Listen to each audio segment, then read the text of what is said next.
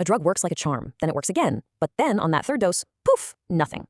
It's a super common and, let's be honest, pretty frustrating puzzle in the clinic. So in this explainer, we're going to break down exactly why this happens, and more importantly, what you should do about it.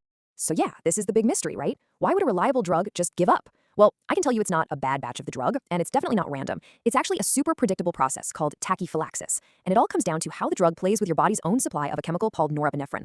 All right, let's start with our main character in this story. We're going to call it termin, just as a stand-in for a whole class of similar drugs. To really get why it eventually fails, we first have to understand how it succeeds in the first place.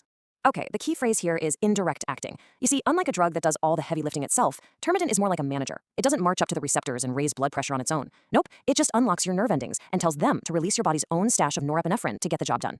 Here is the absolute best way to picture this. Think of your nerve endings as a bank account, and it's full of norepinephrine. Terminin, that's your credit card. The card itself has no cash value, right? It just gives you the ability to withdraw the cash, the norepinephrine, that's already sitting in the account. So why does the effect last for a good 20 or 30 minutes? Well, it's because terminidin is kind of stubborn. It's really good at resisting the enzymes that normally break down drugs. This means it just hangs out at the nerve ending, creating what you could call a leaky faucet effect, a slow, steady drip of norepinephrine that keeps that blood pressure right where you want it. Okay, so we've got our credit card, Termin, and it lets us make these nice, steady withdrawals. But we all know what happens if you just keep swiping a credit card without checking your balance. Eventually, that account runs dry. And that brings us right to the heart of our problem. And this is the part you absolutely have to remember. That norepinephrine bank account, it's not a bottomless pit. There is a limited supply. So every single time you use Termin, you're making a pretty big withdrawal, and those reserves just get lower and lower and lower. And now we can put the official name to it, tachyphylaxis. It's a fancy word for a really simple idea. You've been making withdrawals so fast that the body's supply of norepinephrine is just gone. The tank is empty, the bank account is overdrawn. Simple as that. So this is where all that theory smacks right into reality. How do you know when that account is about to be overdrawn? Well, it turns out there's a surprisingly reliable rule of thumb for this, and we call it the 3-dose rule. Let's walk through it. That first dose you give, it's a big withdrawal, but hey, there's plenty of cash in the account. It works great. Then you give the second dose, it still works, but you've just taken out most of what was left. Now, you go to swipe that card for a third withdrawal, and the transaction is declined. The drug tries to work, but there's just nothing left for it to release. The bank is officially empty. There's a great kind of old school clinical saying for this. Continuing to give Terminat at this point is like whipping a tired horse. I mean, think about it. The horse has already collapsed from exhaustion. More whipping isn't going to make it run. It's not just useless, it's actually harmful.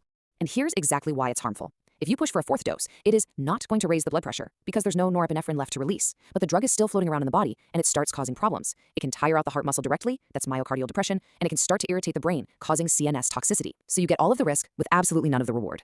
So our bank account is empty, our credit card is getting declined, and we're in danger of hurting the horse. What's the move? Well, we stop trying to make withdrawals. Instead, it's time to make a direct deposit. This is where we bring in a whole new tool.